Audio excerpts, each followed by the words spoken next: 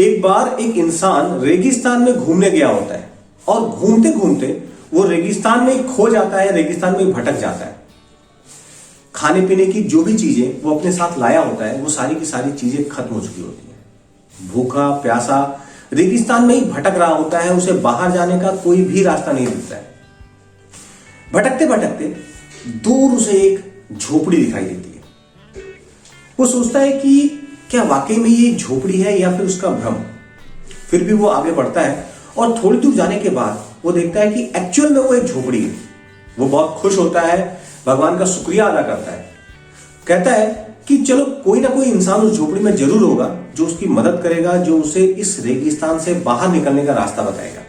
वो भगवान पे बहुत भरोसा करता था और इस झोपड़ी को वो भगवान का एक चमत्कार के रूप में देख रहा था। किसी तरीके से भागते हुए वो झोपड़ी तक पहुंचता है और झोपड़ी के पास पहुंचने के बाद वो देखता है कि झोपड़ी में तो कोई भी नहीं है। एक सुनसान सी झोपड़ी जिसमें लग रहा है कि सालों से कोई इंसान आया ही ना हो। वो झोपड़ी के अंदर जाता है और देखता है कि इस झोपड़ी में एक हैंड पंप लगा हुआ है।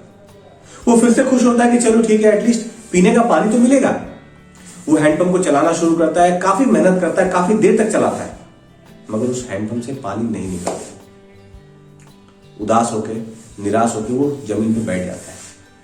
थोड़ी देर के बाद वो देखता है कि हैंडपंप से ठीक ऊपर, झोपड़ी के ऊपर एक पानी का बॉटल लटका हुआ है।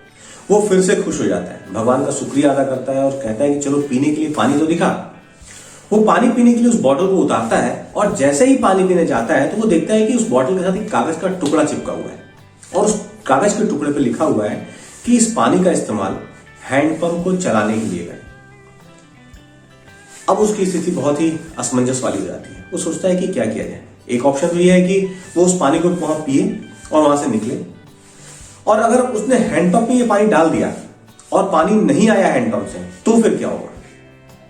फिर भी वो भगवान का नाम लेता है और उस पानी को हैंडपंप पे डाल देता है और हैंडपंप चलाना शुरू कर देता है। काफी देर के बाद हैंडपंप से पानी निकलने लगता है। हैंडपंप से निकले ठंडे ठंडे पानी को वो पीता है, अपनी प्यास बुझाता है और उस बॉटल में पानी भर के उसे फिर से ऊपर लटका देता है। फिर अचानक से उसकी नजर पड़ती है झोपड़ी के कॉर्नर पे और वो देखता है कि कॉर्नर पे एक पेंसिल का टुकड़ा और उसके साथ एक मैप लगा हुआ है।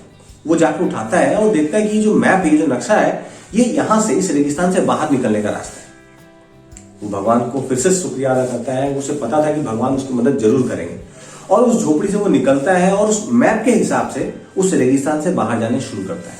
मगर थोड़ी दूर जाने के बाद वो वापस झोपड़ी में आ जाता है और झोपड़ी में आने के बाद उस बॉटल को उतारता है और उस कागज के टुकड़े के ऊपर फिर से लिखता है, भरोसा करें, ये काम करता है। सो ये कहानी हमें दो मैसेज देती है। सबसे पहला कि भगवान पे भरोसा करें, चाहे कितनी भी डिफिकल्ट सिचुएशन आ जाए, भगवान कोई ना कोई रास्ता जरूर निकाल देता है। और दूसरा ये है कि किसी भी डिफिकल्टी को ओवरकम करने के लिए हमें भी एफर्ट करना पड़ता है, जिस तरीके से उस इंसान ने हैंडपंप से पानी निकालने के लिए लगातार एफर्ट किया। So that's it in this video. Good luck, love you all.